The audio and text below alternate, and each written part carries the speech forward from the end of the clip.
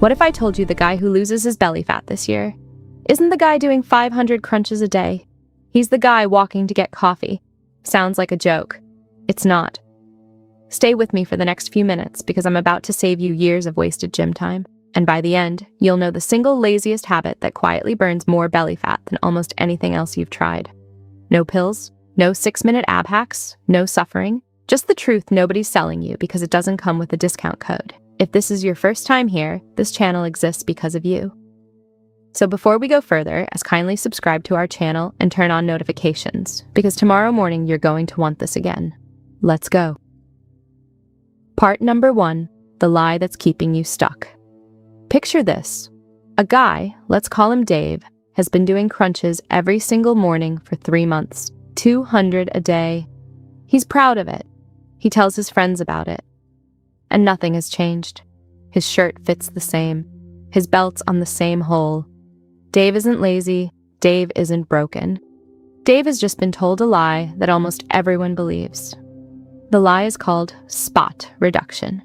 The idea that if you train one part of your body, the fat melts off that exact spot. Here's the truth. Your body doesn't work like a vending machine where you press stomach and it drops out stomach fat. It works more like water draining from a swimming pool. You can't scoop a bucket out of the deep end and expect the rest of the pool to stay full. When the water level drops, it drops everywhere, evenly, at once. Fat is the same. Your body decides where it comes off, and for most people, especially men, the stomach is the last place to drain. It's the deep end of the pool. So Dave's crunches weren't wasted exactly. They were just aimed at the wrong target. He was building strong abs and burying them deeper under fat that had nowhere to go. That's the moment most people give up. They think, I'm doing everything right and nothing's working, and they quit right before the part that actually works. Don't be Dave, keep going. Part number 2, the laziest tool in the entire fitness world. So if crunches aren't the answer, what is? Here's the twist. It's not a workout at all. It's a walk. I know how that sounds. It sounds too easy to be true. But walking might be the single most underrated, laziest, most sustainable fat loss tool that exists. And here's the science behind why it beats the exhausting stuff. When you go for a hard, brutal workout, your body fights back. It makes you hungrier. It makes you tired. It makes recovery slow, so you skip the next day, then the next week, and eventually the whole plan dies quietly in a group chat nobody mentions again. Walking doesn't do that. It burns real calories. It doesn't demand a shower, a gym bag, or a rest day. You can do it every single day without your body sending out distress signals.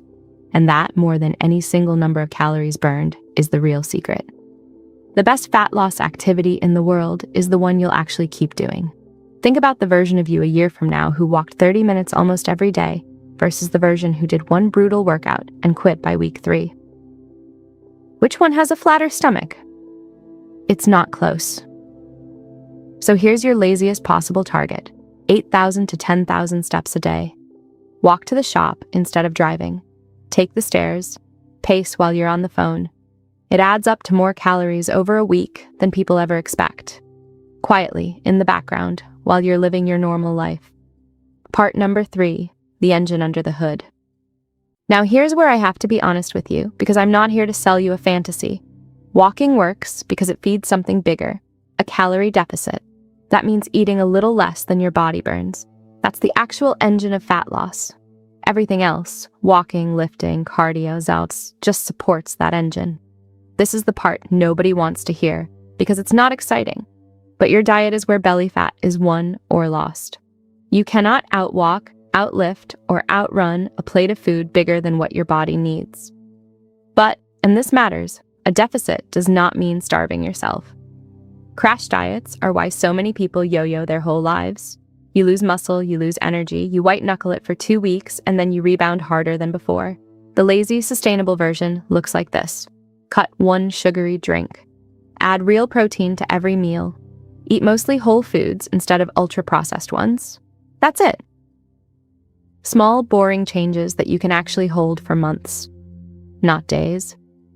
A deficit you can live with beats a strict one you quit in a week, every single time. Part number 4, the quiet insurance policy. There's one more piece, and it's the one almost nobody takes seriously. Sleep. Here's what happens when you're running on 5 hours a night.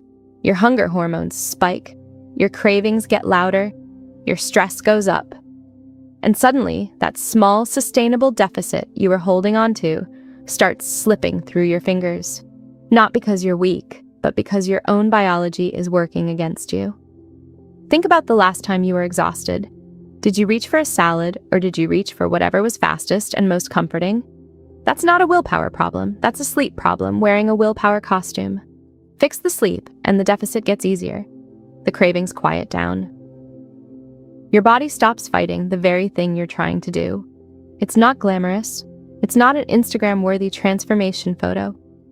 But it might be doing more for your belly than another hour on a treadmill. Part number 5. The muscle that makes it all show.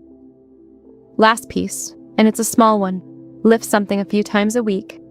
Here's why it matters. When you lose weight without any strength training, you lose fat and muscle. You end up smaller, but soft, what people call skinny fat. When you lift while you're in a deficit, you protect the muscle underneath.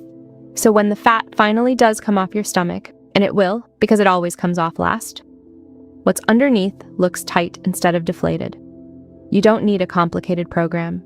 Squats, presses, rows, a few sessions a week, full body is plenty. Part number 6, putting it all together. So let's put the whole lazy system together, because none of these pieces work alone. They work as a stack. Sleep well, and the deficit gets easier to hold. Hold the deficit, and the fat finally starts to drain from that stubborn last spot. Lift a little, and what's underneath the fat looks lean instead of soft. Walk daily, and you're quietly burning calories in the background of your normal life. No suffering required. That's it. No secret exercise, no supplement, no 6-minute miracle. Just a handful of boring, doable habits stacked on top of each other. Part number 7, the honest timeline. I won't lie to you the way the ads do. This isn't a 7-day transformation.